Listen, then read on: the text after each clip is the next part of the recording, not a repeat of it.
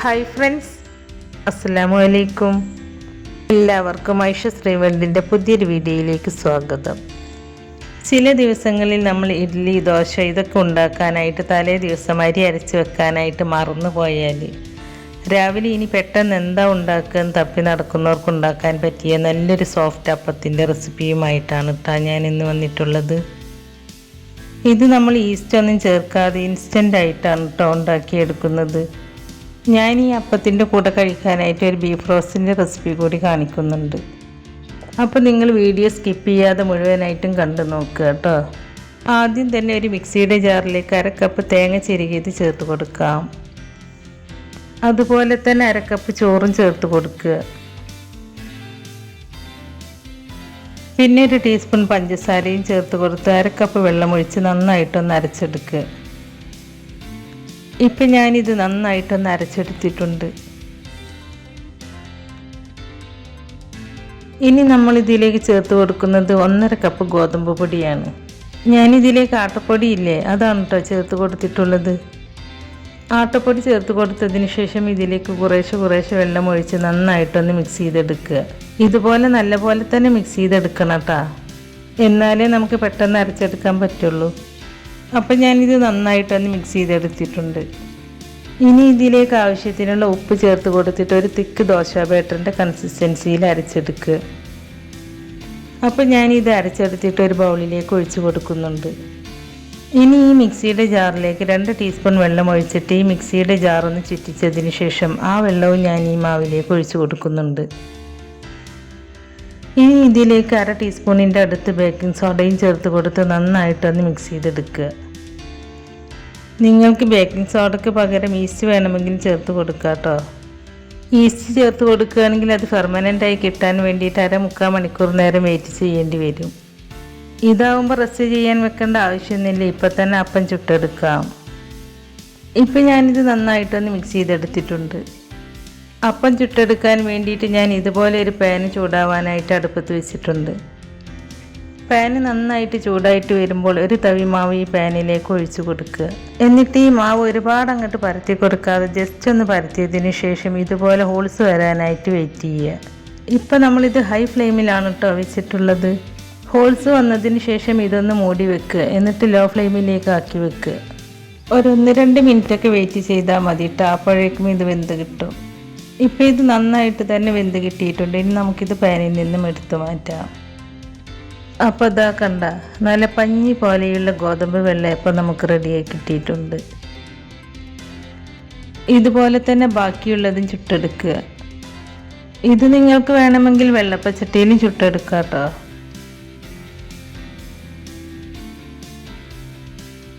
ഇപ്പം ഞാനിവിടെ എല്ലാ അപ്പവും ചുട്ടെടുത്തിട്ടുണ്ട്.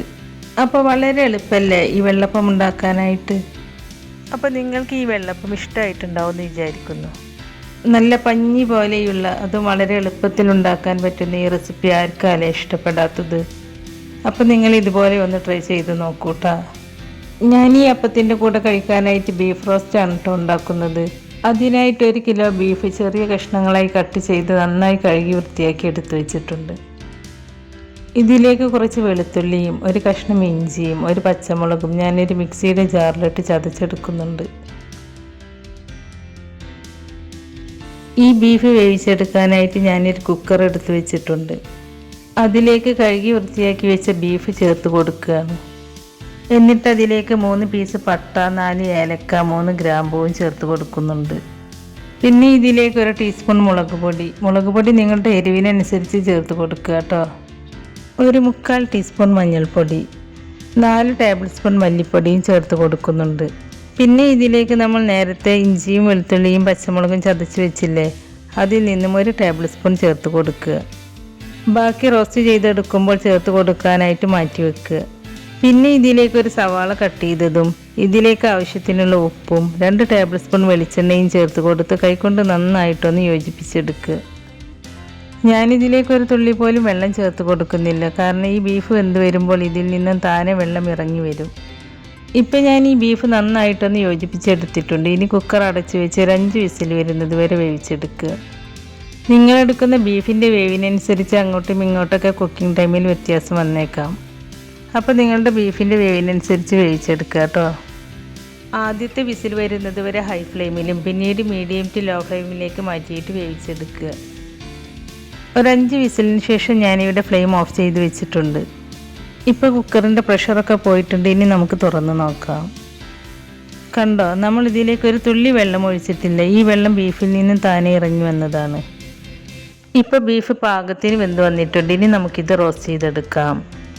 അതിനായിട്ട് ഞാനിവിടെ ഒരു കടായി അടുപ്പത്ത് വെച്ചിട്ടുണ്ട്. അതിലേക്ക് 3 ടേബിൾ സ്പൂൺ വെളിച്ചെണ്ണ ഒഴിച്ച് കൊടുക്കുന്നുണ്ട്. വെളിച്ചെണ്ണ ചൂടായിട്ട് വരുമ്പോൾ നമ്മൾ ഇഞ്ചിയും വെളുത്തുള്ളിയും പച്ചമുളകും ചതച്ചെടുത്തത് നേരത്തെ മാറ്റി വെച്ചില്ലേ, അത് ഇതിലേക്ക് ചേർത്ത് കൊടുക്കുക. എന്നിട്ട് ഇതിൻ്റെയൊക്കെ ഒരു റോ ടേസ്റ്റ് പോകുന്നത് വരെ ഒന്ന് വഴറ്റിയെടുക്കുക. അതിനുശേഷം ഒരു മീഡിയം സൈസിലുള്ള 4 സവാള കട്ട് ചെയ്തത് ചേർത്ത് കൊടുക്കുന്നുണ്ട്. ഈ സവാള പെട്ടെന്ന് വഴന്നു വരാൻ വേണ്ടിയിട്ട് ഇതിലേക്ക് 1/2 ടീസ്പൂൺ ഉപ്പ് ചേർത്ത് കൊടുക്കുന്നുണ്ട്. നമ്മൾ നേരത്തെ ബീഫ് വേവിച്ചെടുക്കുമ്പോൾ ഉപ്പ് ചേർത്ത് കൊടുത്തതാണ്. അപ്പോൾ ഈ സവാളയിലേക്ക് ആവശ്യമായ ഉപ്പ് മാത്രം ചേർത്ത് കൊടുക്കുക കേട്ടോ. ഉപ്പ് ചേർത്ത് കൊടുത്തതിന് ശേഷം സവാള നന്നായിട്ട് തന്നെ വഴറ്റിയെടുക്കുക. സവാള വഴന്നു വന്നതിന് ശേഷം 2 മീഡിയം സൈസിലുള്ള തക്കാളി കട്ട് ചെയ്തതും 2 പച്ചമുളക് കട്ട് ചെയ്തതും ചേർത്ത് കൊടുക്കുന്നുണ്ട്.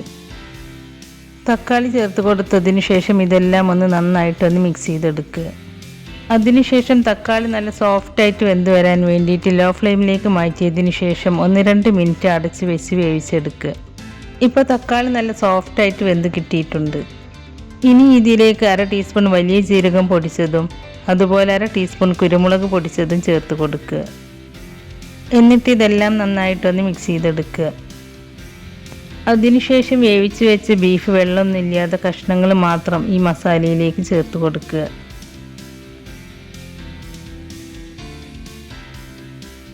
എന്നിട്ടെല്ലാം കൂടി നന്നായിട്ടൊന്ന് മിക്സ് ചെയ്തെടുക്കുക. അതിനുശേഷം 1/2 ടീസ്പൂൺ ഗരം മസാല പൗഡറും പിന്നെ കുറച്ച് കറിവേപ്പിലയും ചേർത്ത് കൊടുത്ത് വീണ്ടും നന്നായിട്ടൊന്ന് മിക്സ് ചെയ്തെടുക്കുക.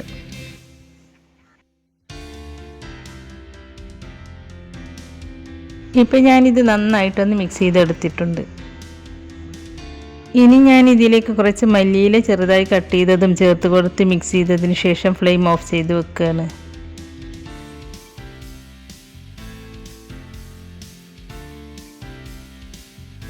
ഇപ്പോൾ വളരെ ടേസ്റ്റി ആയിട്ടുള്ള ബീഫ് റോസ്റ്റും ഇവിടെ റെഡി ആയിട്ടുണ്ട്.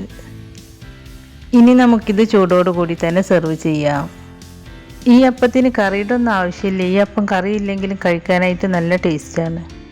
വളരെ ഈസി ആയിട്ട് ചെയ്തെടുക്കാൻ പറ്റിയ ഈ 2 റെസിപ്പിയും നിങ്ങളെല്ലാവരും ഇതുപോലെ ഒന്ന് ട്രൈ ചെയ്ത് നോക്കിയിട്ട് അതിൻ്റെ അഭിപ്രായം നമ്മുടെ കമൻറ്റ് ബോക്സിൽ എഴുതി അറിയിക്കാനും മറക്കരുത്. അപ്പോൾ നമ്മുടെ ഇന്നത്തെ ഈ 2 റെസിപ്പിയും നിങ്ങൾക്ക് ഇഷ്ടമായിട്ടുണ്ടെങ്കിൽ ലൈക്ക് ചെയ്യുകയും നിങ്ങളുടെ ഫ്രണ്ട്സിനും ഫാമിലിയിലേക്കൊക്കെ ഒന്ന് ഷെയർ ചെയ്ത് കൊടുക്കുകയും അതുപോലെ ചാനൽ സബ്സ്ക്രൈബ് ചെയ്യാതെ പുതുതായി ആരെങ്കിലും കാണുന്നവരുണ്ടെങ്കിൽ ഒന്ന് സബ്സ്ക്രൈബ് ചെയ്ത് സപ്പോർട്ട് ചെയ്യുകയും ചെയ്യണേ. സബ്സ്ക്രൈബ് ചെയ്യുമ്പോൾ കൂടെ കാണുന്ന ബെല്ലൈക്കണിൽ ക്ലിക്ക് ചെയ്ത് അതിലാളെന്ന ഓപ്ഷൻ തന്നെ എനേബിൾ ചെയ്ത് വെക്കുകയാണെങ്കിൽ പുതിയ റെസിപ്പീസ് അപ്ലോഡ് ചെയ്യുമ്പോൾ അതിൻ്റെ നോട്ടിഫിക്കേഷൻ നിങ്ങൾക്ക് കിട്ടുന്നതാണ്. ഇൻഷാ അല്ലാഹ് പുതിയ റെസിപ്പീസുമായി വീണ്ടും വരാം. Thank you.